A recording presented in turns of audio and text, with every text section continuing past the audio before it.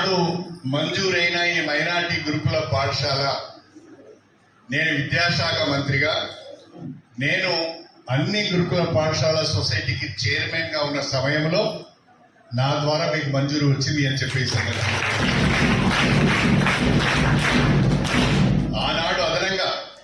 2016లో నిర్ణయం తీసుకొని 2017లో రాష్ట్ర వ్యాప్తంగా కొత్తగా ఎస్సీ గురుకుల పాఠశాలలు, కొత్తగా ఎస్టీ గురుకుల పాఠశాలలు, కొత్తగా మైనార్టీ గురుకుల పాఠశాలలు, కొత్తగా బీసీ గురుకుల పాఠశాలలతో పాటు పట్టణాలలో ఎస్సీ ఎస్టీ బాలికలకు ఇంటి కిరాయిలు దొరకడం లేదు కాబట్టి వాళ్ళు చదువుకోలేకపోతున్నారని భావించి మొట్టమొదటిసారిగా మన రాష్ట్రంలో రెసిడెన్షియల్ డిగ్రీ కళాశాలలు కూడా నేను డిప్యూటీ సీఎంగా ఉన్నప్పుడే ప్రారంభించాను.